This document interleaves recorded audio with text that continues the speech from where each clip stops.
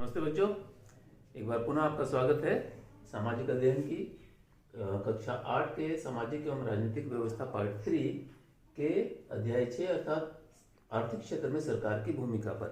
आज हम इसकी अंतिम कड़ी में हैं।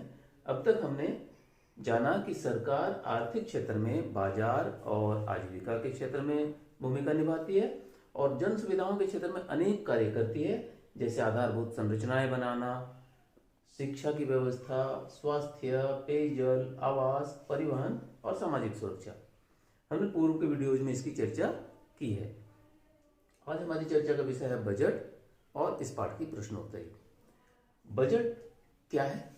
हमने हर वर्ष फरवरी और मार्च के महीने में इस शब्द की चर्चा बहुत सुनी होगी। अखबारों में और दूरदर्शन आदि के समाचार में जोर शोर से इसकी चर्चा होती है, इसका प्रचार होता है। ये बजट है क्या? वास्तव में बजट सरकार के साल भर के कमाई और खर्चों का लेखा जोखा है। सरकार इतने सारे जो बड़े बड़े कार्य करती है तो इसके लिए बहुत सारा पैसा चाहिए। ये पैसे कहां से आएंगे?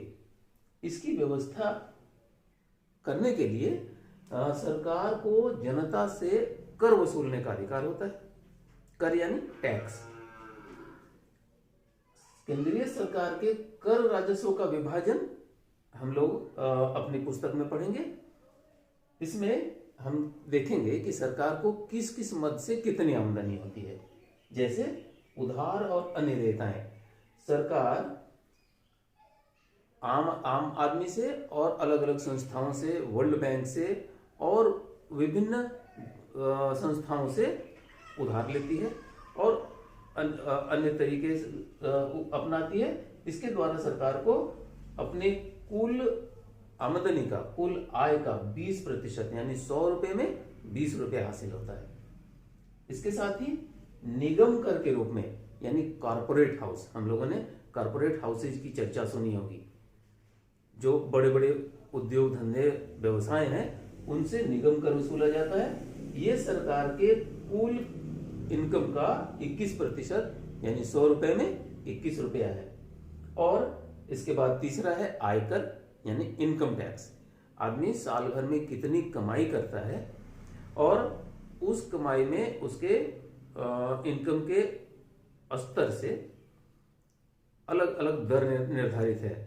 जिनकी थोड़ी कम कमाई होती है उनसे कम टैक्स वसूला जाता है और जिनसे अधिक कमाई होती है उनसे अधिक कर वसूला जाता है, आयकर। इस आयकर के द्वारा सरकार को अपनी कुल आमदनी का 16% यानी 100 में 16 रुपए प्राप्त होते हैं।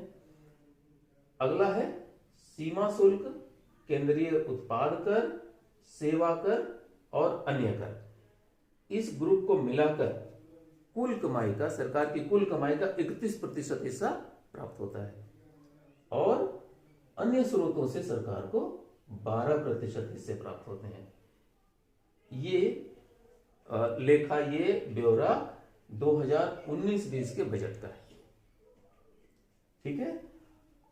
एक नए तरह का टैक्स है, एक नए तरह का टैक्स है जीएसटी। यह जुलाई 2017 से लागू हुआ। हम जितने तरह के सामान खरीदते हैं उसमें ये टैक्स हम लोगों को देना पड़ता है। जीएसटी का मतलब क्या है? गुड्स एंड सर्विस टैक्स, वस्तु एवं सेवा कर। वस्तु यानी सामान और सेवा, अलग अलग तरह की सेवाएं हैं, जैसे ट्यूशन है, वकालत है, डॉक्टरी चिकित्सा है, हॉस्पिटल इत्यादि के खर्चे हैं। होटल में, बड़े होटलों में जो खाना वगैरह खाया जाता है, इन सेवाओं पर भी टैक्स वसूला जाता है। इसी कर को गुड्स एंड सेल्स टैक्स कहते हैं, जीएसटी, वस्तु एवं सेवा कर। तो ये इसकी भी कई कैटेगरी है। जो बेहद अनिवार्य चीजें हैं उसमें जीएसटी का दर 0 है और अन्य जरूरत की चीजों पर अलग अलग दर निर्धारित है। तो इसके द्वारा सरकार को आमदनी हो रही है। जीएसटी के दो तरीके हैं, एक सेंट्रल गवर्नमेंट यानी केंद्रीय सरकार जो लेती है तो उसे CGST कहा जाता है, और एक राज्य सरकार के द्वारा जो लागू किया जाता है उसे SGST, स्टेट GST कहते हैं। और एक सेगमेंट है जिसमें दोनों के द्वारा संयुक्त रूप से टैक्स लिया जाता है, उसको IGST कहते हैं। इस GST की चर्चा हम लोग अगली कक्षाओं में, इसकी पढ़ाई हम लोग अगली कक्षाओं में करेंगे। और अब आते हैं आगे हम इस पाठ की प्रश्नोत्तरी पर। तो हम उपस्थित हैं इस पाठ के प्रश्नोत्तरी के साथ। आप पुस्तक खोल लें और प्रश्न अभ्यास के पन्ने पर आ जाएं। इसमें पहला प्रश्न है, रिक्त स्थानों की पूर्ति कीजिए। शहरों में डैश एवं डैश से पेयजल की आपूर्ति होती है। इसमें होगा पाइपलाइन एवं टैंकरों से, यानी शहरों में पाइप एवं टैंकरों से पेयजल की आपूर्ति होती है। दूसरा प्रश्न है, डैश के तहत गरीबी रेखा से नीचे की महिलाओं को निःशुल्क LPG कनेक्शन मुहैया कराई जाती है।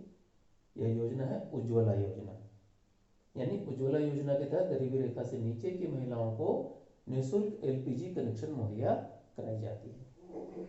इसके साथ ही जन सुविधाओं की उपलब्धता की जिम्मेवारी डैश की होनी चाहिए। यहाँ सरकार लिखा जाएगा, यानी जन सुविधाओं की उपलब्धता की जिम्मेवारी सरकार की होनी चाहिए। इस कड़ी का अंतिम प्रश्न है कि बहुउद्देशीय परियोजनाओं से एक साथ डैश मिलते हैं, लाभ मिलते हैं, यानी बहुउद्देशीय परियोजनाओं से एक साथ कई लाभ मिलते हैं। अब लिखित प्रश्नोत्तर की ओर आते हैं। पहला प्रश्न है कि बहुउद्देशीय परियोजना से क्या क्या लाभ है। तो हम लोगों ने इस कड़ी में पूर्व के वीडियोज में चर्चा की है कि बहुउद्देशीय परियोजनाओं के लाभ हैं बाढ़ की रोकथाम, सिंचाई के लिए जलापूर्ति की व्यवस्था, विद्युत उत्पादन, मत्स्य उत्पादन, पीने के पानी की उपलब्धता, मिट्टी के कटाव को रोकना, पर्यटन केंद्रों का निर्माण करना, और इसके अतिरिक्त भी कुछ लाभ सोचे जा सकते हैं। इन लाभों को आप सोचें और इसको ऐड करें। अगला है कि भारत के महत्वपूर्ण बहुउद्देशीय परियोजनाओं के नाम बताएं। पूर्व के वीडियोज में हमने चर्चा की है। तो भारत के महत्वपूर्ण बहुउद्देशीय परियोजनाएं क्या क्या हैं?